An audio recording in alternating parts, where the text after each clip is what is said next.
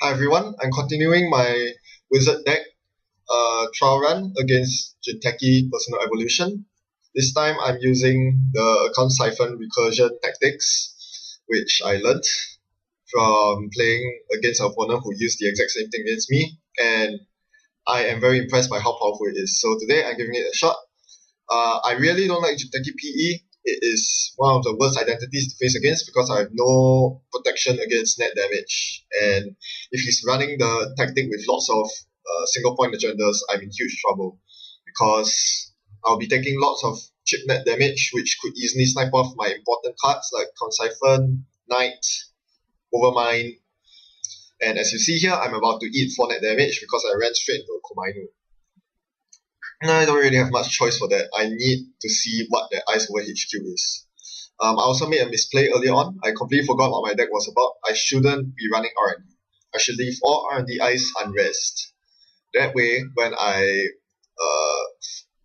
siphon lock the core, I'm able to freely run R&D without any worrying about the ice above it. So now I'm keeping my hand size low so that I can easily get my way through the Komainu should I need to. For instance, if I draw a Siphon right now, I would instantly play it and it would take only 1 net damage to Komainu. So that is fine. So that is what I'm planning to do. I will just dig for cards until I find my account Siphon. There are 3 of them in this deck and I should be able to find them sooner or later. I'm also looking for a breaker because my first knight was sniped off. I found my Corroder, which was great, but that's about it. I need to get an Overmind or another knight up ASAP because I really do not want to deal with all this nasty net damage ice. There's probably a Neuro Katana hiding somewhere around, and it's not very nice to have to deal with it. And now to make matters worse, he installed an upgrade over HQ. Caprice Nisei would be pretty horrible, but worse would be Hokusai Grid. Just when I think I'm successful with account Siphon, he can activate Hokusai Grid to completely murder my game and make me lose should I run through the Komainu without breaking it. But never mind about Komainu, I found the Parasite that I needed instead, and so the Komainu is going down. For real. That is the very good thing about including 1 or 2 off Parasites in my deck. It does so well against Jinteki in general. Tsurugis and Komainu, the 2 most annoying ice, I don't have to deal with them anymore. So I draw into my keyhole, that's great. I really need the keyhole for R&D digging once I get to that stage. But first, I need to find my breakers and my first Siphon. And that's quite some trouble because I don't have any card draw mechanism. So I'm spending entire turns drawing my cards while letting him set up. He's now at 18 credits, so I can't really Siphon lock him anymore. At least he gave me a free pet campaign to play with, so I can draw a free card with Masnori, but now I'm forced to play one of my cards. The thing is, I don't really want to play my cards because none of these are worth playing. The programs are good, but they give away my intentions, and more importantly, they hog up memory units, so my Overmind is less effective. But the worst thing of all is that I cannot afford to be discarding cards against Jinteki PE because I'll deck myself out if I don't have enough buffer for net damage. So I finally draw into my first account Siphon, but I can't use it yet because I haven't found my AI breaker. This is very troublesome. And once again, I find myself having to play a card when I don't want to. Plascretes is nice to play, but I don't think he's running Scorched Earth. So I play the Armitage instead, I believe. Yep, there that goes. And I'm looking quite bad right now. This is where the Anarch's lack of tutors comes in to haunt me because I really cannot find the cards that I need. Alright, I know that there's an agenda in there, and since I couldn't find my breaker, I couldn't contest the agenda at all. He scores a Philotic and does 1 net damage to me. Thankfully, not anymore. That is my biggest fear against Jinteki PE, that they're running lots of small agendas and one single Philotic can end the game prematurely. But thankfully, now that he scored it, it won't happen. I play out my Lamprey because once again, I cannot do anything without any breakers. Lamprey, if you didn't know, is a new Anarch card in the Upstalk. data pack. It's a virus program that causes the Corp to lose 1 credit each time I make a successful run on HQ. Alright, so he installs advances, so that's probably either Veto AI or Future Perfect. Once again, I cannot contest it because I have no breakers on. So now, since I haven't drawn a single breaker, my goodness, I'm forced to attempt a very desperate Siphon, and thankfully the Caprice side game was won by me, so I'm able to trash the Caprice. But because I chose to trash the Caprice, I cannot activate a Count Siphon. Instead, I need to access a card from his hand. And that's another Caprice gone from his hand. That is very important because now he cannot protect HQ that easily.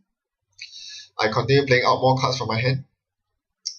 So now with 2 same old things on the board, I'm threatening a double Siphon very easily. This is one of the strengths of my deck. He scores the Future Perfect, and thankfully that didn't snipe off my only Overmind. That would have been a disaster. So now that I have the Overmind ready, I'm ready to go into Tag Me mode. He's on 5 agenda points on match point, but I think I can stop him now. I play my Overmind and click for a couple of credits before rushing in to his HQ server for an account Siphon. Now that he's low on credits, I can actually afford to start Siphon locking him into Oblivion while I snipe off agendas from R&D. So this should work out pretty well for me, unless something unexpected happens, such as raising a Wall of Thorns. Yep, didn't expect that. So the good news is that I have the Corroder, so I don't need to spend my Overmind break it. The bad news is I only have 4 credits to play with, which means that I need to let one subroutine fire off. Right now the account Siphon is useless because by raising the Wall of Thorns, he's back down to 0 credits. But I decided to run my way through it because I wanted to get the card draw from John Masanori, and extra card access can't really hurt. So I made a mistake here. I triggered the Siphon when I actually intended to access. Obviously, there's no point triggering the Siphon here since he's on 0 credits exactly. I access the Jackson Howard, that's going in the bin for sure, and that ends my turn. So right now, he's in a pretty bad position. He's down. Once he was on a glorious 18 credits, now he's down to 0 and suffering heavily. Sure, he's a match point, but I have one more account Siphon ready to go at least, and I still have a full Overmind up. Alright, so he installs an agenda or sorts there and takes a credit. So since he has no credits to rest ice, I can easily snipe that off for free. It's a pack campaign that goes in the bin. And I make a misplay. I forget to activate my Joshua B, and I choose to take credits, and this proves to be my undoing. I should have realized that there's a reason why he clicked for a single credit, yet played the pack campaign. Why did he only take 1 credit? What would 1 credit do for him? Right, he earns 2 more the next turn and plays Scorched Earth to win the game. So that was very careless of me there. A lot of misplays. Early on, I should have played the Plascretes when I still had it in hand instead of taking it as a net damage fodder. And I definitely paid for it late game. I definitely should have seen the Scorched Earth coming, judging by the way he played the very last turn. Because, yes, most other Corps would just click for 3 credits immediately. Or install new ice over HQ, instead of doing things like taking 1 credit and playing a pack campaign which you obviously cannot rest the next turn. All these made no sense, and I should have known better than to leave with 3 cards in hand at the end of my turn. So I deserved the loss there. I probably should have won if I were more careful, but then again, I had really bad draw luck this game. I had to dig through an entire half of my deck before I saw the components I needed, the breakers and the Count Siphon that I needed to begin pressuring him. So that was very unfortunate for me. I'm still very impressed by the power of this deck. It really is very overwhelming. And I'm very interested to see how much success I can have with this deck. Thanks for watching. Happy net running.